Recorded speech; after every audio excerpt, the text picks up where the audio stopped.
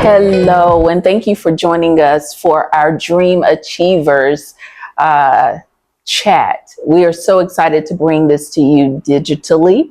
And I am Selena Barksdale Clark, president of Chase's Chance Incorporated, and our focus is the youth. If you want a broader definition of who we are, either ask someone who should know about us, because we've been operating for the past 13 years with the idea that youth matter and that we keep them and prioritize them 365 days a year.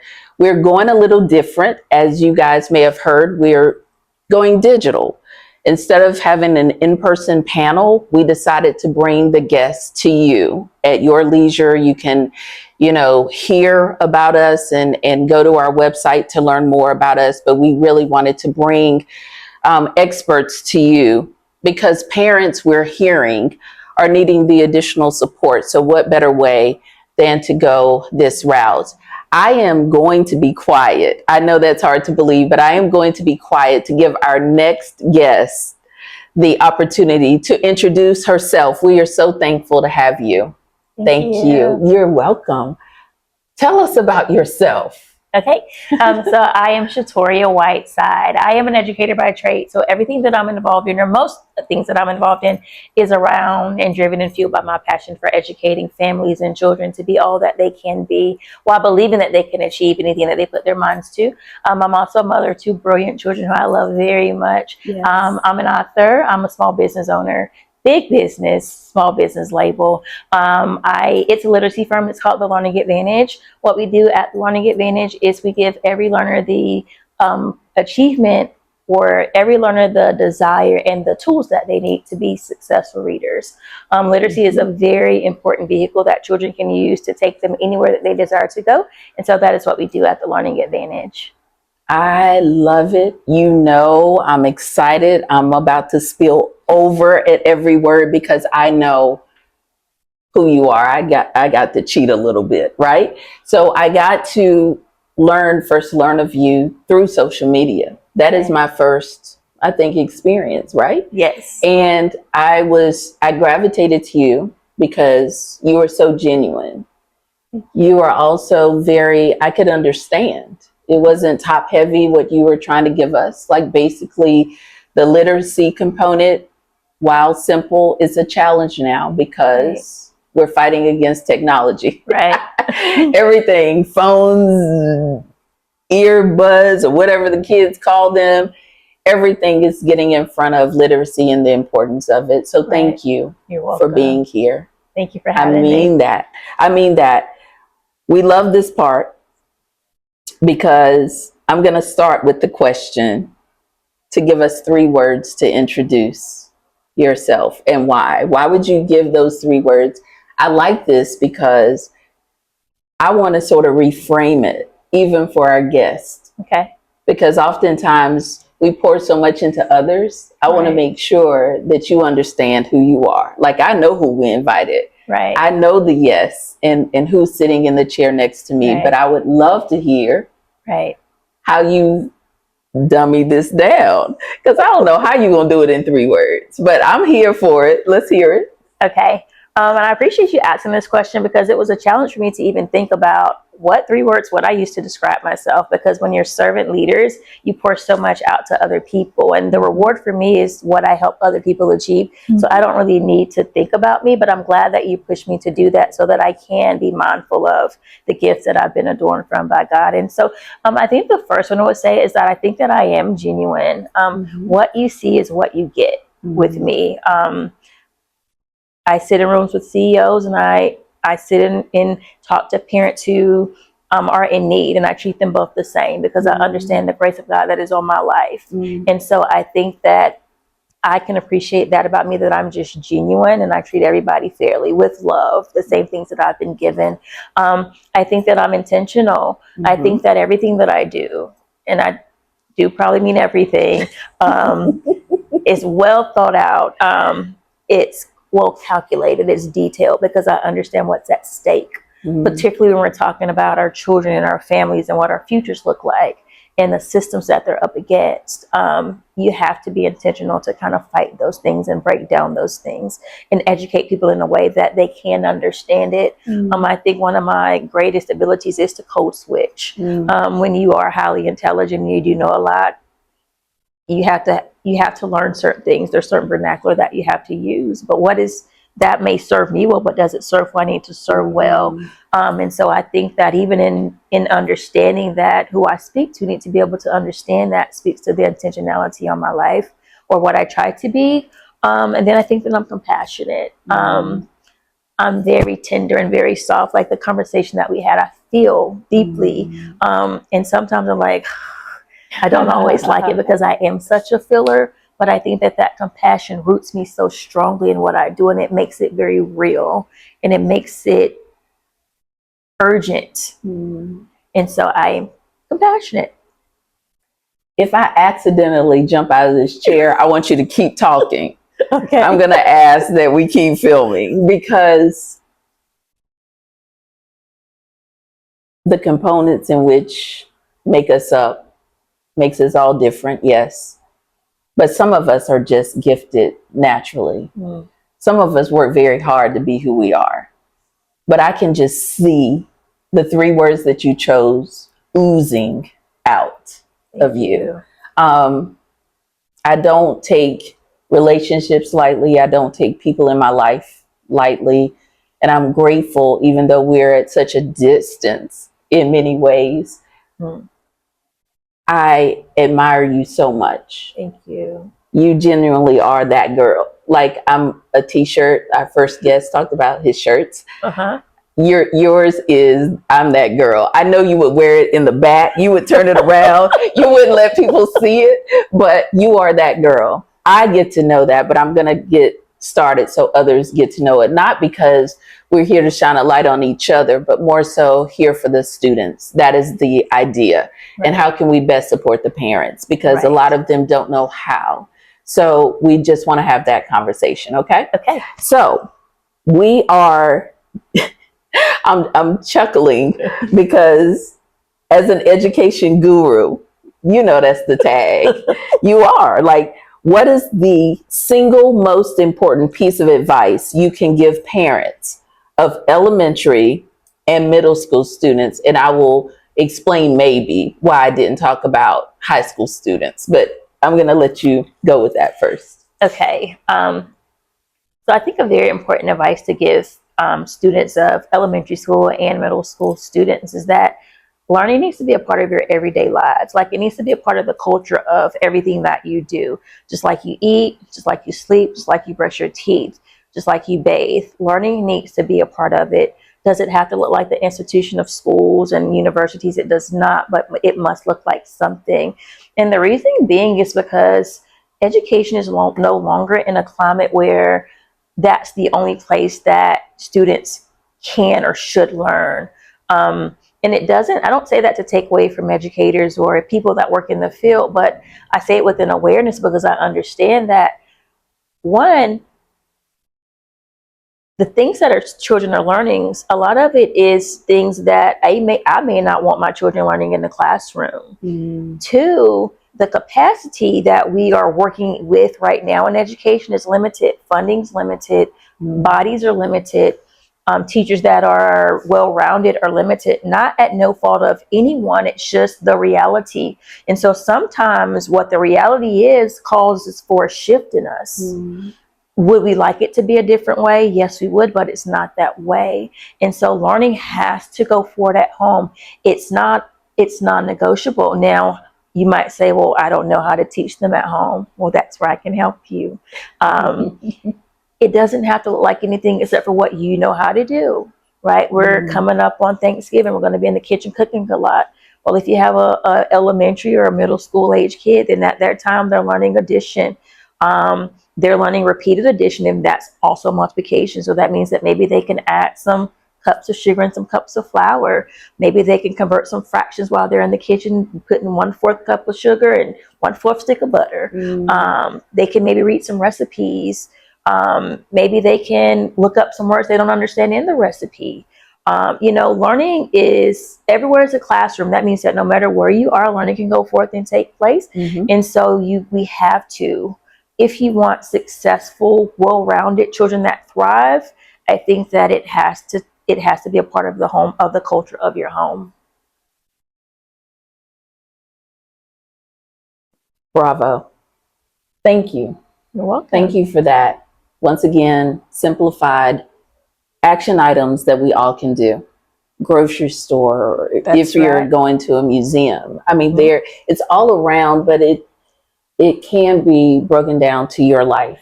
So I appreciate the clues that we can all walk away with and just really use it in each of our worlds. So thank you for that. You're welcome. I'm going to try not to cry, like for real, because I have my lashes on. Me too. I don't want to, but I'm so happy to have you to really break this down for us. But I think I cut you off a moment ago. Were you about to say anything else? I just wanted to add that everywhere is a classroom. So I gave the example about Thanksgiving, but if you're riding down the street in a car, as I was driving here, I was admiring the leaves on the trees. They're changing.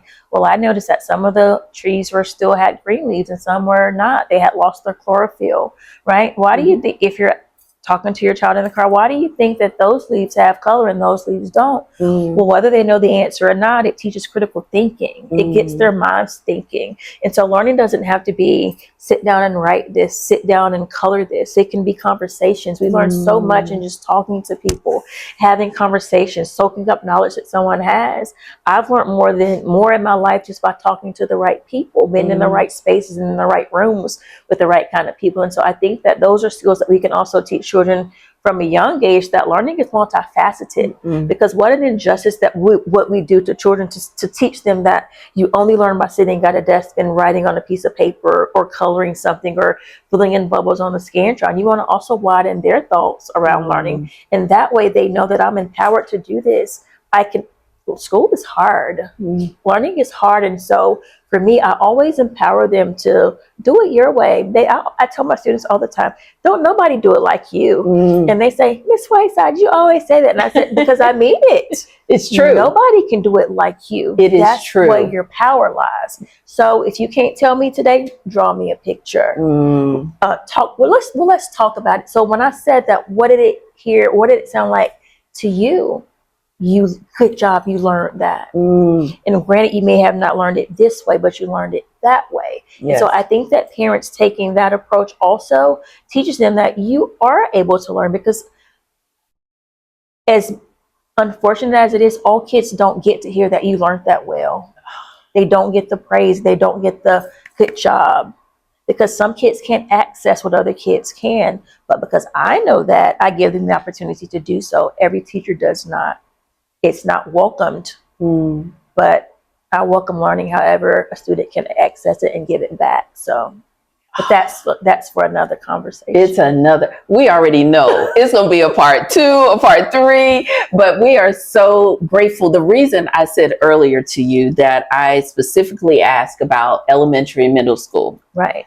I think what I'm seeing, and I'm one person, but I think what I'm seeing and realizing a lot, especially through the organization, we get this I don't know, this fast idea in high school when it's time to make the next decision. I'll say that. What does my kid need to do? Right. And I am alarmed because I think that we don't give enough credit to the phase during elementary and middle school. Yes. And how that really broadens high school experience and then what comes after high school. Right. We shouldn't get started in high school. That's right. If we boiling it down and being honest, a lot of people are like, we need service hours. Why are we just not working on that? Right. Piece of it. We can start teaching that as well. So today's, I guess, format was really around elementary and middle intentionally. Right. Because we want to get the idea out there that we are not waiting anymore. Right. The sense of urgency is now. Right. It is even before they enter an actual classroom. Yes. So when they really you know, we have a new love, some new babies in our world, and I'm just watching the way that parents are really introducing the world. Like, I don't think you really get that babies see and feel and heal, and how they experience life starts there. Right. So as we're building in this conversation, that is my why, as to why I wanted to really focus on those I guess specific stages of life. So that is my why. Okay, I think it's spot on. Thank you. How can parents support learning at home without adding pressure on their child? I love and dislike this question. Okay. Chase told me the other day that two things can be true at once. Right. So I was raised in a very different time and space where how we modeled parenthood is much differently than what perhaps we're seeing now. Right. The expectation was there, right? Right. But now we're balancing. I think so many parents are balancing what is too much. Right. Well, you're in school all day, baby. Maybe we shouldn't talk about it at home. Right. So while I ask that question, I am interested in your thoughts, because we're talking about the support at home without adding too much pressure, while adding the pressure. Yeah. Because I need you to know the consequences of not adding some pressure. Yes. So I think that we take the word pressure out of the conversation. Okay. I think that when you're raising great children, because all children are great, right? Say that part again. All children are great. And I think that you take the pressure out of the conversation, because when you're raising great children, there are standards that we have to adhere to. You didn't get to where you are. I didn't get to where I am without having to make some adjustments. So we call those adjustments. Well, baby, today we have to do this because we know what we want down the road. We know that we have this goal in mind. And so on our way to that goal, there's certain things that we have to do. And this may look like we have to spend a little bit more time talking about this today. So if we're going to have pressure in the conversation, then the best piece of advice that I would probably give to parents is to kind of tailor it around things that they're already doing. So, for example, we talked about my daughter being very into the arts. And my son is very much into animating right now.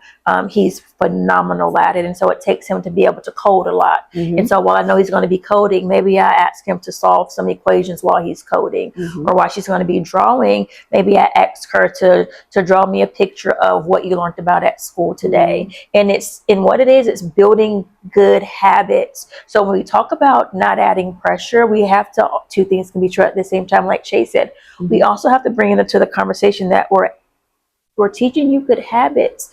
Like I said, education doesn't stop at school, right? It has to be a part of the culture of your home.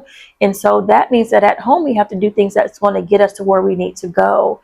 When you're working toward goals and when you're working toward things, is it always comfortable? No. I think a part of the parenting breakdown that we see in the former generation and what we do is I think that we make things really comfortable for our children. I'm guilty of that. I love my babies. I want them to be as comfortable as possible, but nothing good grows in a comfort zone. Some of my best work has been when I was uncomfortable. I didn't want to do it. It felt hard. It was rugged, but it produced something in me. It produced resilience. It produced some stick-to-itiveness. It produced some, I don't care how you feel, you know you have to get it done. And so while it can be a lot for a child to sit in school all day and then have to come home and do something else, I think the best way to do it, because I still want to answer the question, is to just make it a part of something that they're already doing. So if they're going to football practice, how many laps did you run today? 5. Okay, multiply that by 8. You have 40. You did some multiplication. Maybe do that 5 times. If they're in soccer, what part of your body did you use? I used my foot. Okay, was the muscle connected to that? Do you know what muscle that was? Let's look it up when we get home. If you can do that, you're done, right? And it's something that they're already interested in doing. And so it's not extra, but it is extra. And it's not like you're playing a mind game, but you have to do what you have to do. You're sliding it in where we can get it in. That's right. But I appreciate that so much, because I think that I feel intimidated when I look at how the kids learn today. And so many people, parents, i.e. guardians, and grandparents who are also in this boat with us, right? They're like, this is not familiar to me, and I can't even touch it. So what you just did, by the way, thank you very much, is give us all options, even me, options of how to continue to learn, keep our minds going. I think that it's lifelong. And so thank you for that. I like that, taking the word pressure out altogether. We did come up with another t-shirt, but I'll save that for after the conversation. What are the key indicators that a student is thriving academically and socially in school? I would say consistent growth. One of the first things I would say for thriving academically, so I'm going to kind of break them up, is consistent growth, right? Sometimes as they're growing and like as the school year may be introduced, like, you know, they're trucking along, and most times at the beginning of the school year, it's like kind of like a refresher or a pickup from last year. So that content is not as new, and so they've, you know, they've had access to it already. But as the school year goes along and content begins to become more challenging, I would say that if you start to get a little bit like of a pause and the growth isn't as consistent and they're not mastering content like they were before, then I would say that we probably need to stop and have some conversations about that. I would say that student engage, like how are they engaging in academics and socially at school, are good indicators as to whether they are thriving or not. Students that are engaged, they learn well. That means they're in the conversation, they're asking the questions, they're attacking the content, and they're doing it willingly. Like they're motivated. They have that intrinsic motivation that's driving them to want to take hold of what they're doing. And then socially, they're not withdrawing, right? They're making friends. Do they have to have a ton of friends? They may not have tons, but they have positive peer interactions, positive teacher interactions. They're having those core group of friends that, you know, that's their friends. Kids are not going to be friends with everybody, and that's okay. However, we don't want to see them like withdrawing or kind of being alone, things like that. Are they curious? I always say that, like, that's a key indicator to say if a child is thriving. Like, are they curious about learning? Like, are they interested in what's going to happen next? And I know that we want to say that children that are performing well are thriving, but that looks different for every child. And so that's like the hill that I stand on really strongly, because a kid can perform well in their own way. So that's why I say consistent, right? And I know based on the standards of school, it has to look a certain way, but like I said, every kid can access that. I wrote that about it in my book. I wrote a chapter called Access Granted, and it talks about how students can't always access the content that they're given, right? So if you're talking to me about going fishing and I've never been fishing, all I have is my imagination as background knowledge, and I can draw anything out of my imagination, especially if I'm creative. And so that's why I say consistently performing well at a level that's good for that student, right? We don't all wear the same shoe size. We don't always wear the same shirt size. And so education shouldn't be one size fits all. What looks like performing well for you may not look the same for me. So as long as that student is making consistent growth based on what it looks like for that student, I would say that they're thriving well academically and socially based on the things that I spoke on. You know, you can have the meat and the mashed potatoes, but it's just something about that gravy when you put it on top.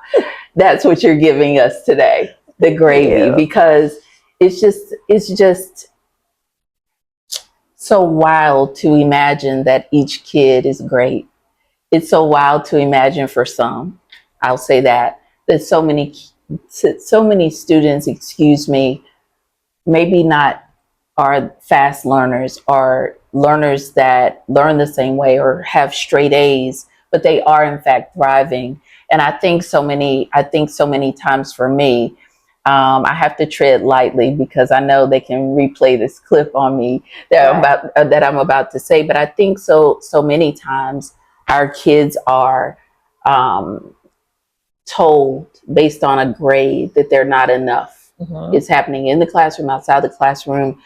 And that's what brings me to my next point. How important is parent-teacher communication, and what's the best way to establish it early? Okay. It's everything. If I can give you one, it's everything. You have to know what's going on in school, right? Or any, not just school, any environment that your child is involved in, you have to know. You just have to know. And when I say no, I don't mean to be ill-informed and knowing, oh, I talked to her. No, she needs to lay, the teacher, he or she, they need to lay it out. And you need to have a good understanding. So I sit in IEP meetings a lot with parents who are being given all this information about their student. And I can look at them and I'm like, they don't know anything that was just said to them about their student. Right. Because you're talking over their head. You do this all the time. You're in routine. So you've been given something, but you didn't soak it up. You didn't access it. You didn't understand what was given to you. So you have to know, but you have to also understand. That is the key factor. Knowing, well, I know she's doing okay. Well, what just makes it okay? You need to be able to name it, point it out, name the gap. So if she's not doing well, why not? Or, where is it going? How can I help her? Ask the questions. I don't want to be repetitive in that, but you have to know what's going on. The way to establish it early is to just let them know who you are. Let them know that you're concerned. And then if you don't know, let them know that you don't know. I think that a lot of power in parenting is saying, can you help me with this? Some of the greatest things that I learned, because when you become a parent, you don't know how to parent. They just send you home with this baby and you have to figure out what to do with it. And all of them are different. Right? And they're very different. And so you have to be able to ask for help and then accept it. There's a parent of one of my students who she's very involved, but I never get to see her because she works from home. But she sends me messages all the time, weekly. Can you let me know how she's doing? Can you get her in tutoring? Can you send some work home with her? So however that looks like for you as a parent is what you do. And for her, she can't show up, but she shows up. Showing up doesn't always mean that your presence is felt inside the building, but it's knowing that I'm concerned for my student. My life circumstances may be that I can't be there, but I'm still there. And so just making sure consistently reaching out, consistently making those contacts and being informed so that you don't have to wait until the last minute. So they're in high school or to the end of the year and they're not performing as well as you would like when you could have, been talking to that teacher all along. That is so important and powerful because I think the lives we lead, sometimes work schedules and other demands in life does not allow us to be able to necessarily go to the PTO meetings or the scheduling is off. But you just gave a very powerful point. Show up how you can. So we all have our phones. So that's not necessarily great all the time because I need to know, I need my children's people to know. I don't have to say anything. They're gonna know my face. That's right. But that I have some flexibility to allow me to do that. But for other parents who are dealing with something, because a lot of people are, how else can they show up? And you answer that. Thank you. I didn't even have to ask. I know we're out of time, but I have to ask if you could give one piece of advice to both students and parents that would make the biggest impact this year, what would it be? If you're a student, believe in yourself. If you're a parent, believe in your student. Say that again. Say it slow. If you're a student, believe in yourself. If you're a parent, believe in your student. Belief is the most powerful force in the universe. I know it because I live by it. And your mind believes exactly what you tell it. So if you believe positive things happen. If you don't believe positive things, they won't happen. So if you're constantly believing that you can do it against all odds, it may not always feel like you're capable, but if you continue to believe in you and believe in them, it's a great recipe for success.